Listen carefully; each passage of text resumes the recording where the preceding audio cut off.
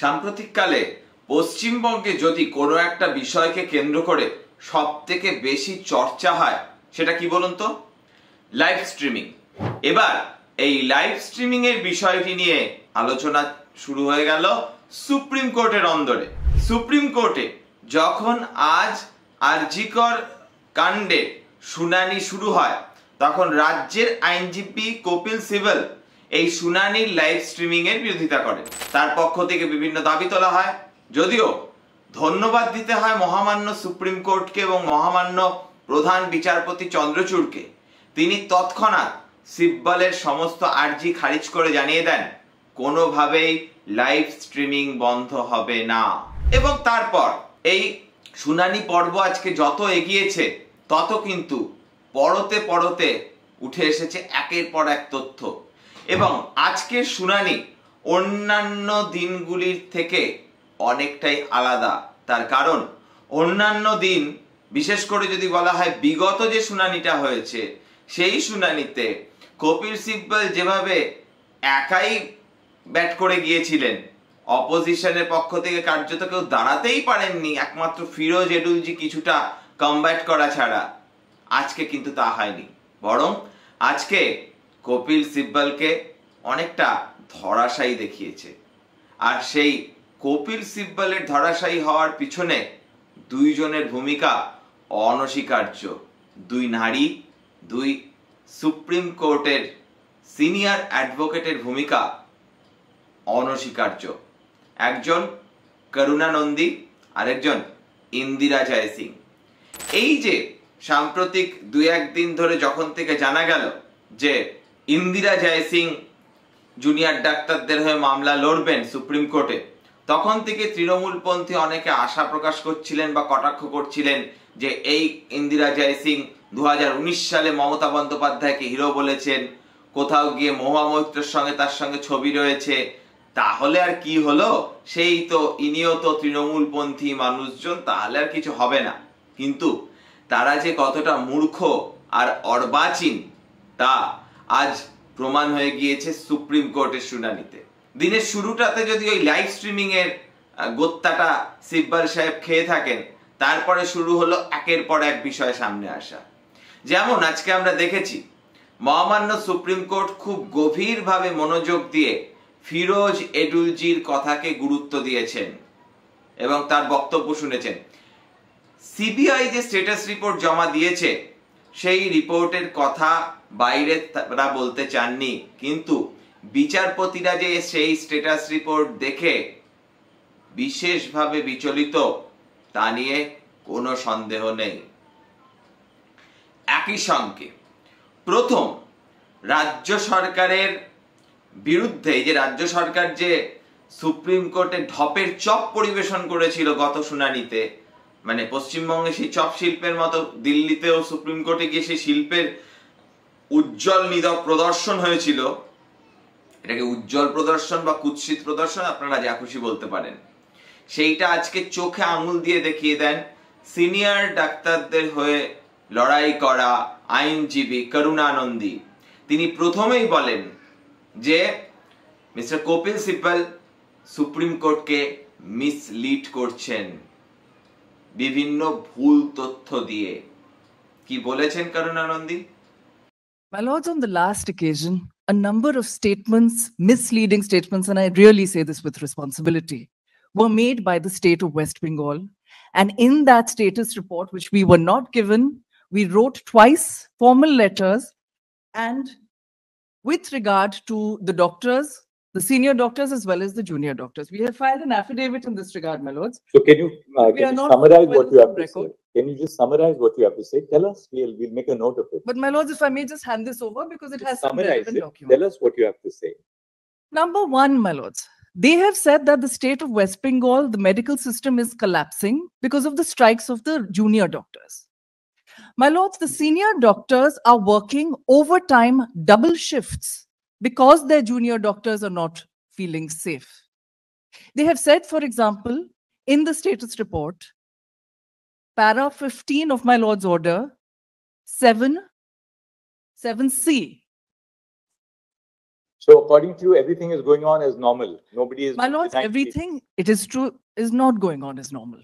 But in 7C, for example, So we have said that cardiology treatments such as So what stenting and angiography, the juniors are not on duty. The seniors are trying to fill up the gap to the extent they can. my lords, for the firstly, they are filling up. So therefore, we For ask, the junior doctors. are you in a position to say that, well, everything is as normal as ever? My lords, we are not saying that, but what we are saying Is that you're doing your duties as seniors to fill in the breaches caused by the absence of the junior doctors? and my lords, we have placed on record, and my lords just made That's all right. You made your point. What's the next point? this, please. The second thing is that there are a number of deaths that they have claimed that they say that they have got from media reports. Now, we were able to glean in the absence of being given the allegations that are being made against us. We were somehow able to glean one case from which, with regard to which we have obtained the clinical reports, and it is a lie. There's no question of it. It is a lie. So, my lords, this demonizing of the doctors has to stop. So, my lords, if my lords will take note of that and ask them to give us any further status reports or allegations that are made against the doctors so that we can respond, we would be grateful. Secondly, my lords, in terms of safety, there is a notification that has been issued by the state of West Bengal to institute Rattire Shathi. Sorry? To institute a cadre that they call Rattire Shathi. Now, this Rattire Shathi, my lords, is at page 23 to 28 of these affidavits. If I may just hand it over. Rattire Shathi means the companion at night. Friend of the night. Companion at night. A companion at night to maintain some sort of safety. Yes. And this is their response, my lords. Page 23. So, my lords will look at para 2. Yeah, if you have got it.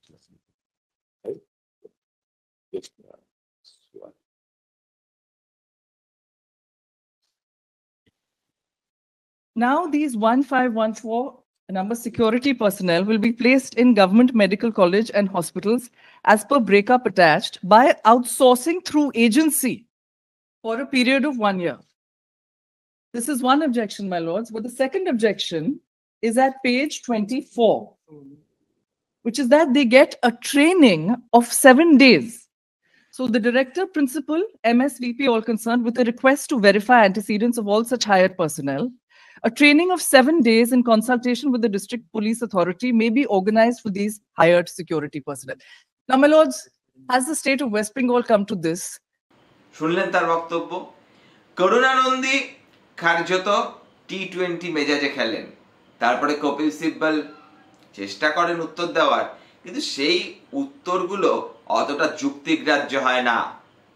এমনকি আজকে মহামান্য প্রধান বিচারপতি doctor DY Chandrachur এই পশ্চিমবঙ্গ রাজ্য সরকারের রাত্রিরের সাথী নাকি ওই নামের যে প্রজেক্টটা নেওয়া হয়েছিল, সেখানে এমনও বলা হয়েছিল যে অভিযোগ উঠে আসে যে মহিলাদের রাতে কাজ বা ডিউটি দেওয়া যাবে না। এইটাতে প্রবল ক্ষুব্ধ হন বিচারপতি চন্দ্রচূড়। কি বলেন Chandrachur? We struck it down. Of course, you should strike it down. But therefore, two things, Mr. Bal. I think the state of West Bengal must immediately correct its notification. You cannot say that women will not work more than a 12-hour shift. If men are working more than a 12-hour shift, They want to. they are entitled to work exactly at par with their male counterparts. We'll issue a notification, but not an issue. Your duty to provide security. And we can't tell any woman today in our country who's in the workforce that you will not work at night. Pilots work at night, doctors work at night, your armed forces, women work. My second point. শুনলেন? এবার Karuna Nundy submission শেষের পরে শুরু করেন ইন্দিরা জয়সিং। ইন্দিরা জয়সিং এর ঝোড়ো ইনিংসের সামনে কার্যত দাঁড়াতেই পারেননি Kapil Sibal. A status report on both, on the incident of the alleged rape and murder as well as on the financial irregularities. Shall be done. We can have no objection. Yes. I'm so grateful, my lords. That completes my. My lord, on the question of these night. Your lordship said that you, anyway, that's all right. Now we complete. Yes, I agree. Once they complete, we'll come back, so you can give us a comprehensive response. Yes, yes. I have something to say on the order of address. I do believe it's the privilege of the state of West Bengal to be first addressing the court for the reason that a settlement has been reached yesterday night until the early hours of the morning. That's what I was trying to show. Reporting back to work. I request this court, my lord, to invite the state of West Bengal to address you on what is the settlement that has been reached, because it will take care of many of the demands that we have raised. We, the junior doctors, are it is an issue because this court has passed an order directing us to go back to work. We wish to comply with that order, my lord. Now, in relation to that, a certain settlement has been reached. If my learned friend doesn't want to present the settlement, I will present it. I have a copy of it, but I feel it is his privilege. All right, Mr. Anupam Lal Das, I'll put your follow-up on. Secondly, my lord, just one small thing in relation to submission that my learned friend, Ms. Nandi made. I fully support her suggestion. I agree that the senior doctors have been greatly supporting the junior doctors, but we have our own point of view, which I will present to you after the state of West Bengal has presented a copy of the settlement to you. Secondly, my lord, in my opinion, that force of 1,514 people requires to be dismantled with immediate effect. Yes. They are outside the law. They do not fall. They must be replaced by regular police of the state of West Bengal. They are performing a policing function, and it cannot be performed by people who do not bring this issue. But give me 1 second. My lord, your lordship needs to be told that one of the reasons they've not gone back to work is because it is their belief, rightly or wrongly, that those responsible for this disaster are still there.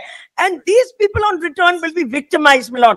We want some kind of assurance from this court that they will not be victimized on returning to work because they are still there. They are working in RG Kaur Hospital today. Today, my lord, they are working there.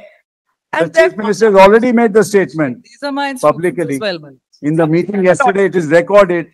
That is why I chose my words carefully, not CBI administrative action. My lord, for example, the principal has been suspended under the civil service rules. This is not possible. To apply. And one last thing I want to apprise you of.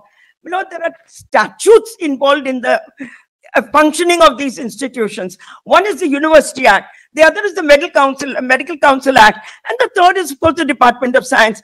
All three have to take responsibility for what's been going on in the hospitals.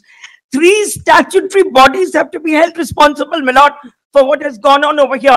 All the statutes have a provision in them for monitoring, each one of them, monitoring the functioning of every hospital. The state has a responsibility to monitor. The university has a responsibility to monitor. The Medical Council has a responsibility to monitor. And my prayer concerns those three statutory bodies. I'm not interfering with the work of the CBI at all. And they are still there. They are still roaming around in the premises. My lord, you give us any guarantee, we are willing to take it and go back to work. Anything the court thinks is proper. I'm not putting any preconditions, my lord. Protect us. That's all.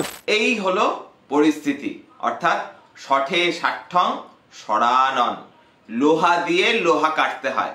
এবং আজকের শুনানিতে নির্যাতিতার পরিবারের পক্ষ থেকেও মহামান্য প্রধান বিচারপতিকে একটি আবেদন করা হয় যে নির্যাতিতার পরিবারের সঙ্গে যেন সিবিআই যোগাযোগ রাখে, তদন্তের কি অগ্রগতি হলো যতটুকু জানানো যায়, কারণ তাদের তো সন্তান চলে গিয়েছে, তাদের বাড়ির মেয়ে চলে গিয়েছে। তাই সিবিআই যদি এইটুকু তাদের জানায় তাহলে ওই দম্পতি তাদের হারানো বুকে কিছুটা হলেও বাঁচার আশা খুঁজে পান আর কি। একই সঙ্গে আজকে প্রধান বিচারপতির কাছে আবেদন করা হয় যে এই যে দুর্নীতির যে একটা মামলা চলছে প্যারালাল, যেটা কলকাতা হাইকোর্টের নির্দেশে চলছে এবং কলকাতা হাইকোর্টের মনিটরিং এ চলছে, সেটা স্ট্যাটাস রিপোর্টও সিবিআই যাতে সুপ্রিম কোর্টকে দেয়। তখন প্রধান বিচারপতি সলিসিটর জেনারেল তুষার মেহতাকে বলেন যে এটা যদি আপনারা দিতে চান দিতে পারেন। তখন তুষার মেহতা বলেন হ্যাঁ হ্যাঁ কোনো অসুবিধা নেই হুজুর, আমরা দিতে তৈরি আছি। তো ওভারঅল এই হলো সিচুয়েশন। এখান থেকে দুটো তিনটে বিষয় উঠে আসছে। সেটা হলো আমরা অনেকেই হয়তো আমি শুনেছি বা দেখেছি যে গত 2-3 দিনের হিয়ারিং এ খুব হতাশ হয়ে গিয়েছিলাম। একটাই কথা বলবো, বিচার ব্যবস্থার বাইরে গিয়ে আমাদের হাতে কিছু করার জায়গা নেই। তাই বিচার ব্যবস্থার মধ্যে থেকে লড়াই করেই ওই দুষ্টের দমন আর শিষ্টের পালন, এই প্রবণতাকে ধরে রাখতে হবে। গত সপ্তাহের যে শুনানি হয়েছিল, সেই শুনানিতে স্পষ্ট দেখা যাচ্ছিল কিভাবে কপিল সিব্বল একা খেলে যাচ্ছিলেন। তার ওই কোর্টের যে একটা আবহ আছে বা কোর্টের যে একটা ফর্মা আছে, সেইটা নিয়ে তিনি এগিয়ে যাচ্ছিলেন। বাকি আমাদের অনেক আইনজীবীরাই তার কাছে দাঁড়াতে পারছিলেন না। জুনিয়র ডাক্তাররা কিন্তু এক্ষেত্রে মুনশিয়ানার পরিচয় দিয়েছেন যে কপিল সিব্বলকে জবাব দেওয়ার জন্য এমন কাউকে দাঁড় করাতে হবে যিনি ছেড়ে কথা বলবেন না। আগের হিয়ারিং এ ম্যাডাম গীতা লুথরা জুনিয়র ডাক্তারদের হয়ে লড়ছিলেন, কিন্তু তিনি অত্যন্ত বিনয়ী, অত্যন্ত কি বলবো, খুব সফট স্পোকেন পারসন। ফলে তিনি এই কপিল সিব্বলকে জবাব দিতে গেলে যে ভয়েসে ওখানে কথা বলাটা দরকার, হয়তো তিনি অতটা সম্মত হচ্ছিলেন না, এটা হয়তো জুনিয়র ডাক্তাররা মনে করেছে। তাই কিন্তু তারা ইন্দিরা জয়সিংকে নিয়োগ করেন, এবং ইন্দিরা জয়সিং যে কপিল সিব্বলকে কার্যত নাকানি চোবানি খাওয়াতে পারেন, তার নিদর্শন আজকের মঙ্গলবারের সুপ্রিম কোর্টের শুনানি। তাই আশা ছাড়লে চলবে না। শাসনে যতই ঘেরো, আছে বল দুর্বলেরও, এই কথাটা মাথায় রাখতে হবে। এর বাইরে আমাদের অন্য কোথাও যাবার জায়গা নেই। তাই যেখান থেকে লড়াই করা প্রয়োজন, সেখান থেকে আমাদের লড়াই করতে হবে। অনেকে বলতে পারেন জুনিয়র ডাক্তারদের আন্দোলন কি শেষ হয়ে যাবে, বা জুনিয়র ডাক্তাররা এই যে মুখ্যমন্ত্রী বিভিন্ন কথা মেনে চলে আসলেন, তাতে তো তাদের কিছুই হলো না, তারা তো অপসারণ চেয়েছিলেন কিন্তু হলো বদলি, সেটা অন্য দিক। কিন্তু আসল আমাদের অভয়া, আমাদের তিলোত্তমা, আমাদের নির্যাতিতার বিচার পেতে গেলে সিবিআই কে ঠিক পথে তদন্ত করতে হবে, এবং সুপ্রিম কোর্টের শুনানিটা যাতে কোনোভাবেই এক পেশে না হয়ে যায়, সেদিকে আমাদের সজাগ দৃষ্টি রাখতে হবে। এটাই আমাদের আশু কর্তব্য। আজকের এপিসোড যদি আপনাদের ভালো লেগে থাকে তাহলে লাইক করে দেবেন, আর যদি মনে হয় সময় নষ্ট, এক্ষুনি ডিসলাইক করে দিন। দেখতে থাকুন রূপক অর্থে। দেখা হচ্ছে অন্য কোনো এপিসোডে।